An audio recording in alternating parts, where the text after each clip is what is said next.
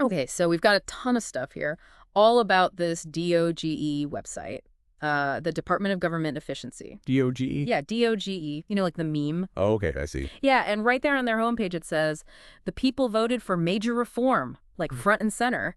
And, you all sent this to us to really dig in and figure out what this website is all about. Like, what are they presenting as their big wins in making the government more efficient? Right. We've got a bunch of excerpts here, different sections of the website. Oh, cool. So should we just dive in and see what we can find? Yeah, let's do it. This is going to be interesting for sure. I mean, it's not every day you see a government agency putting so much effort into, showing off how efficient they are. Yeah, totally.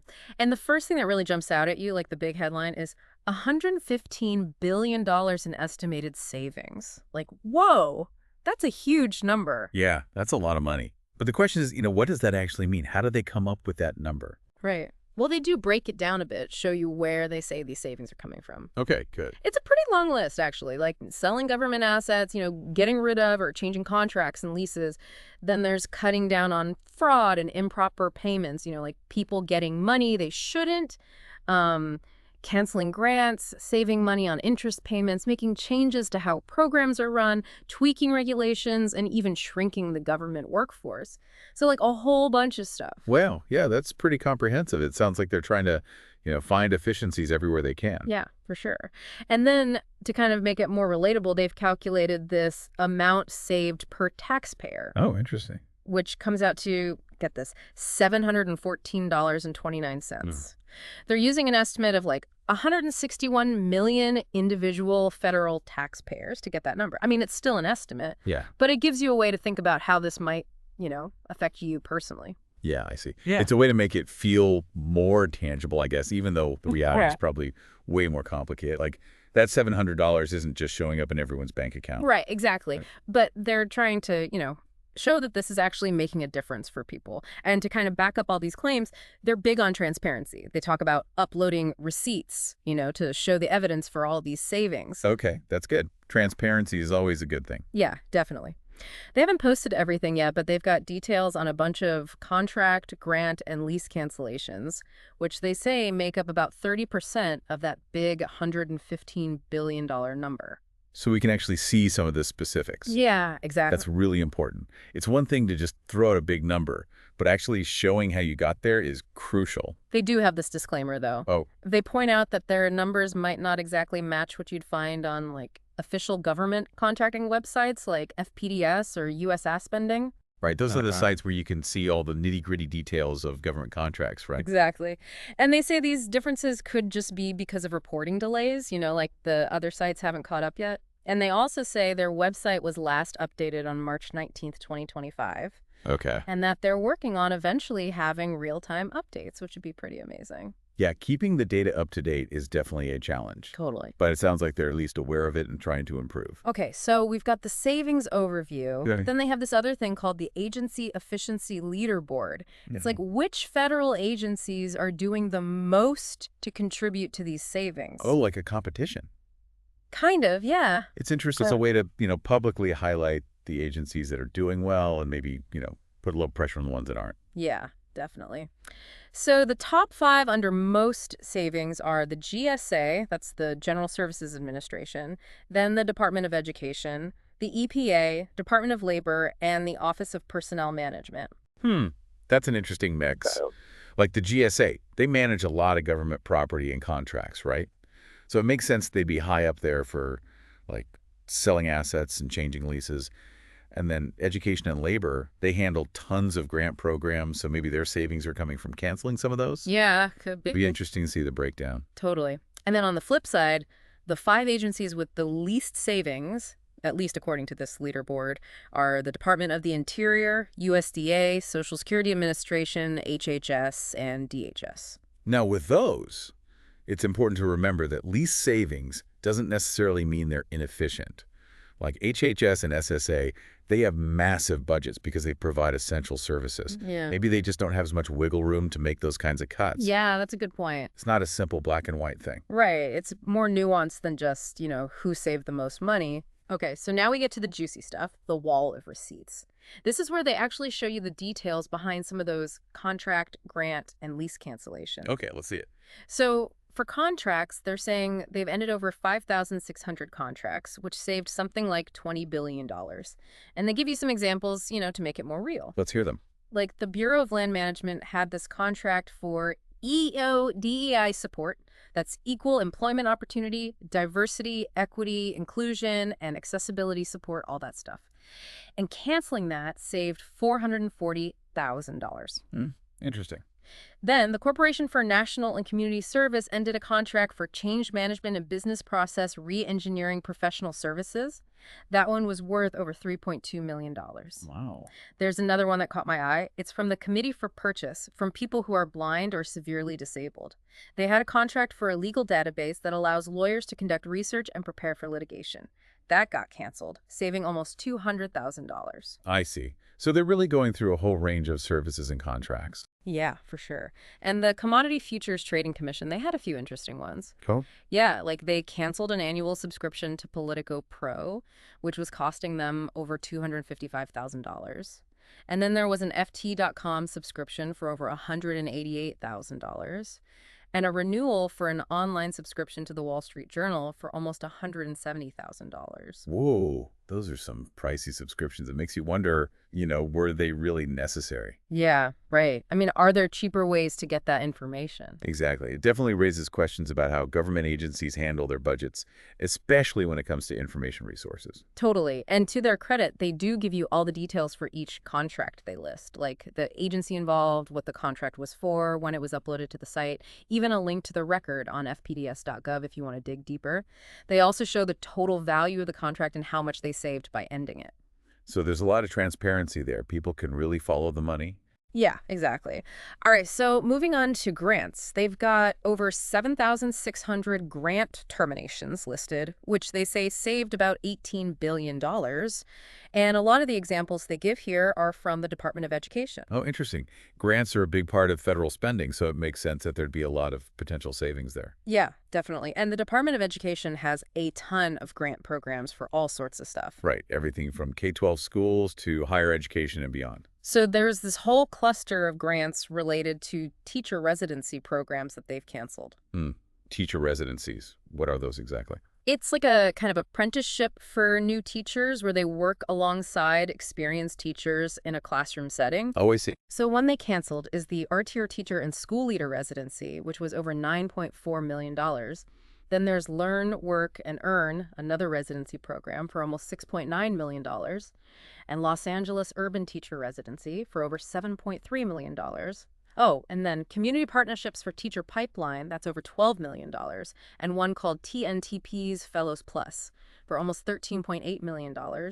And finally, one called Centering Equity, also focused on teacher residencies, for over $6.2 million.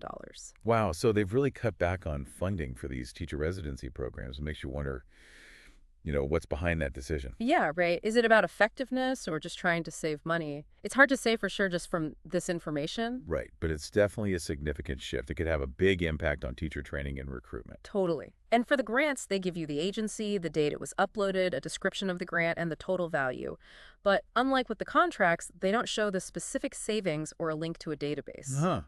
I wonder why there's a difference there. Maybe it's just how the data is tracked for grants versus contracts? Yeah, could be, but the key info is still there. Right. You can see what the grant was for and how much it was worth.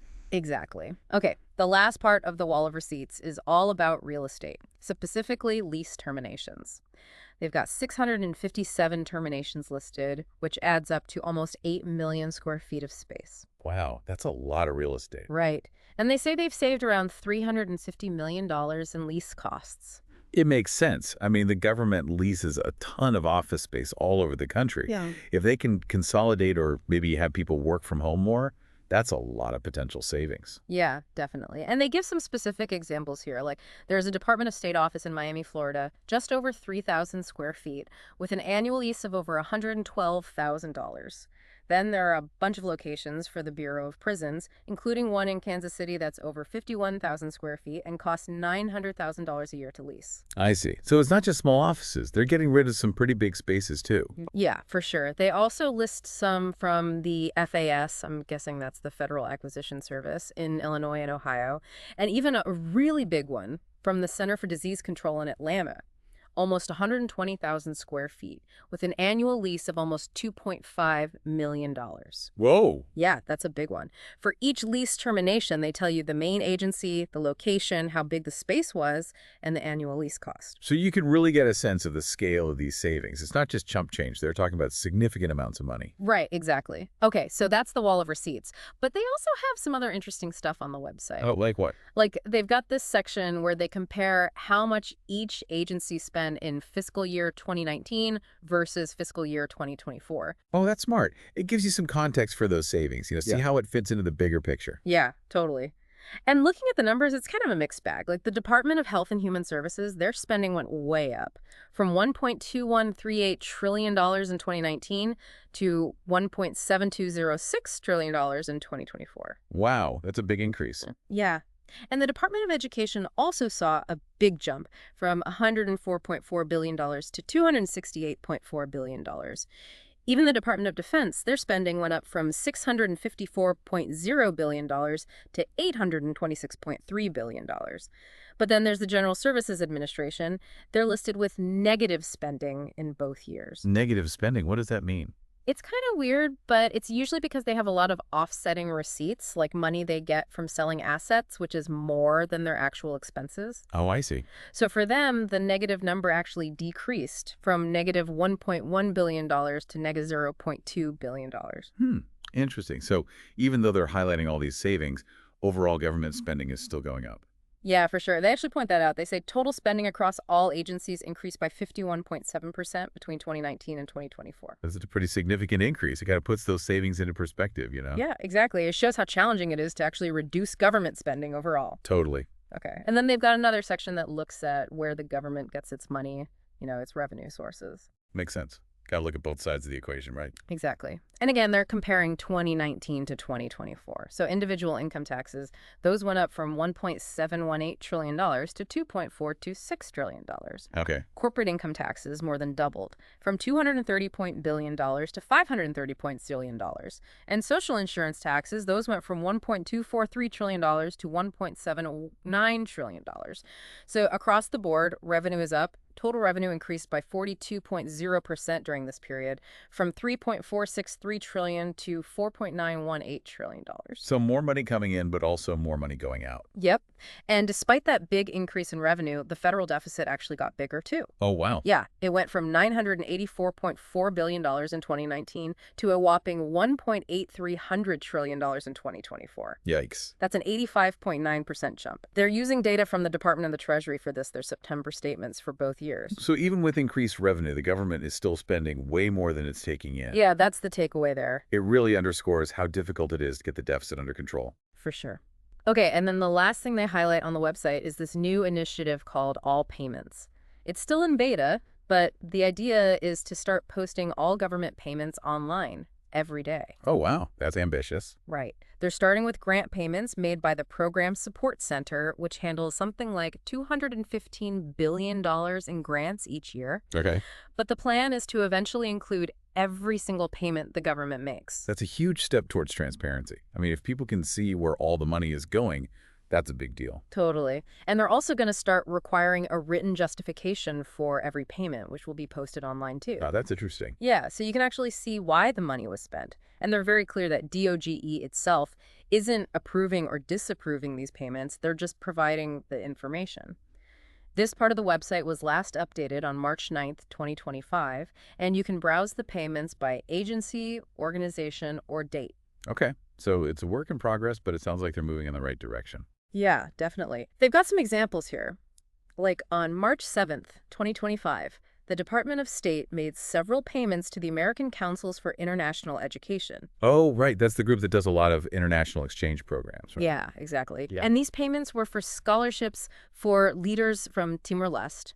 There are a bunch of entries with different project descriptions and amounts ranging from a few $1,000s to over $116,000 for something called the International Visitor Leadership Program.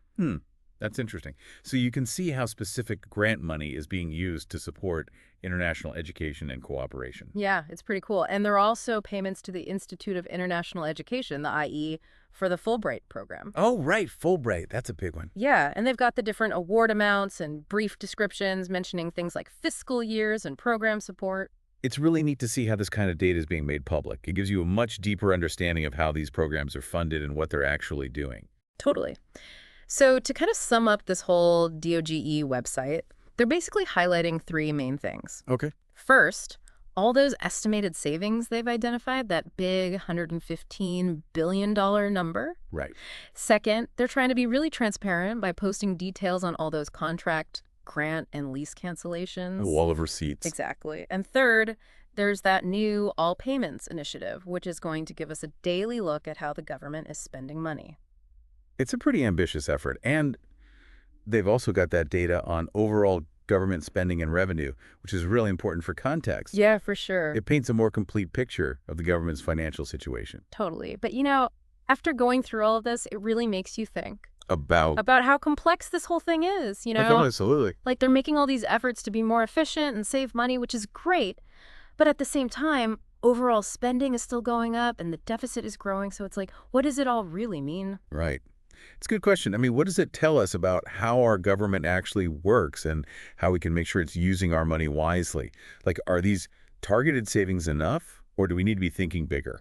Yeah, exactly. It's something we all need to be thinking about and talking about. Absolutely. This DOGE website, it's a good starting point, but it's just the beginning of a much bigger conversation.